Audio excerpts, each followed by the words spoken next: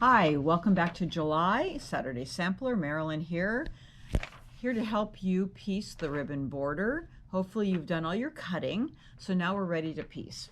The first thing that you're going to do is, of course, look at your pattern, page 11, and you have to make your half square triangles, and there's a number of them to make. So you're going to pull out your 3 1/4 inch squares, not your 3 1/8. So make sure that you've separated those out. That will get you in trouble if you use those.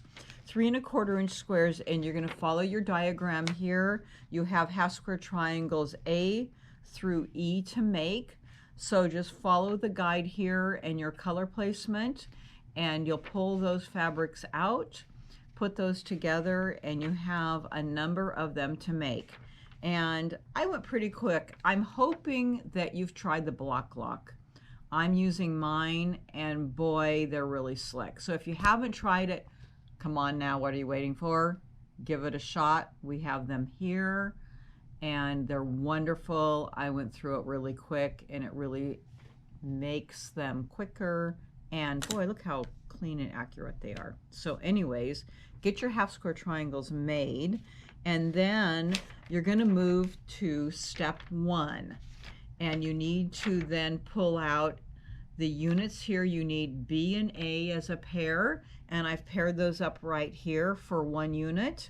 And then you need units D and C.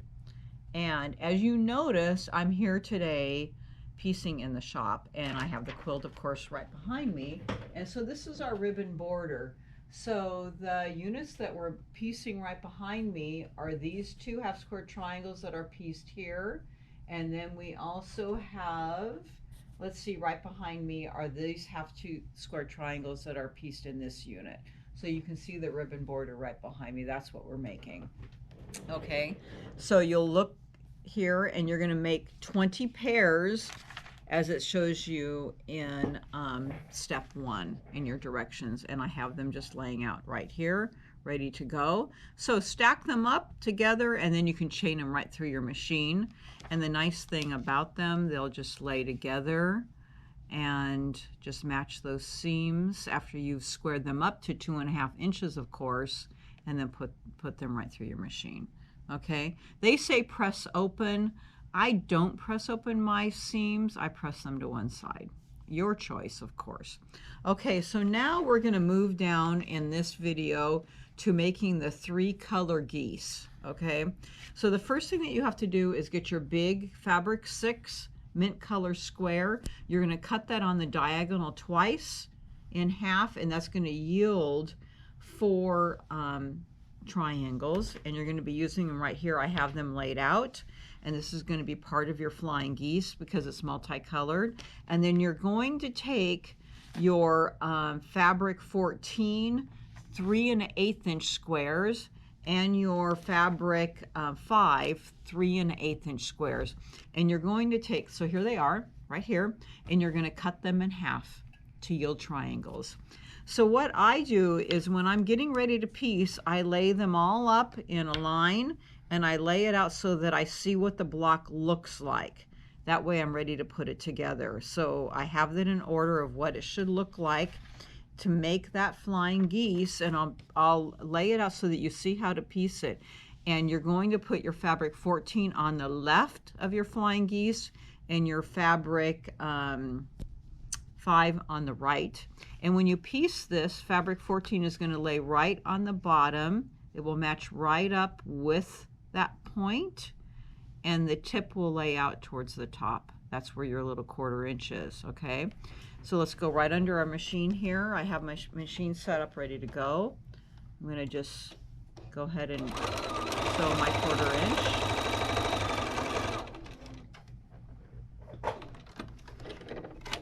And then let me move this out of the way. I'm going to press out towards the block that I just pieced. Okay, and then I do have a little bit of a tag there. I'm going to cut that off, okay, before I put my other side on. This side will also match towards the bottom, if you can see that.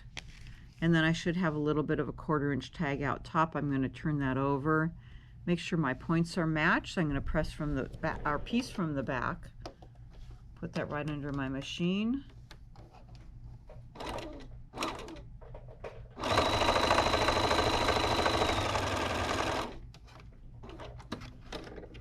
And you can see that I just have that 1/4 inch tag.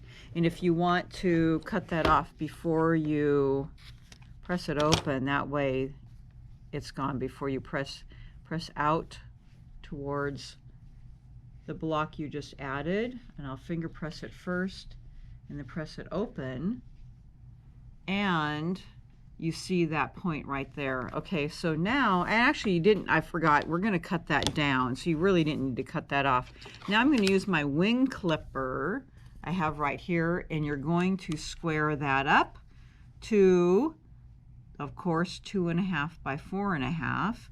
So there's my intersection right here. There's my 4.5 by 2.5. There's my intersection right here. I'll take my first cut to the right and across the top. Okay, and then I'll turn it around and I'll square off the bottom. And I could have done it the opposite way first. I probably did it backwards, but the result is the same. There's my intersection right here. Make sure it's squared up nice. And across the top. And there's my flying geese, which is 2.5 by 4.5, and I have my nice 1/4 inch intersection. Now, when you read the directions here, you have to make 28 of these, okay? So I wouldn't square up one at a time. I would now stack all 28 up. I would do 28 sides of blue, stringing all 28 through my machine. Then I would press that, and then I would clip off that little edge, and then I would go and do 28 of this side. That's a lot more efficient, okay? Then when I'm squaring this up, I would do this side, okay, and square up that side, 28, that single side, and then I would turn it over and do the other 28, because it's easier to do one side, you know exactly where you're squaring up, and then turn it over and do the other 28. That's a lot more efficient. You know exactly where you're aiming. Okay, and then the block is a lot more accurate.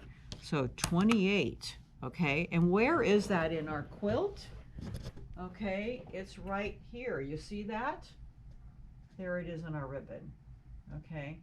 And it's gonna go on one side right here around some of our piecing. Okay, then I'll move on to another part of the video, another part of the piecing. Thank you.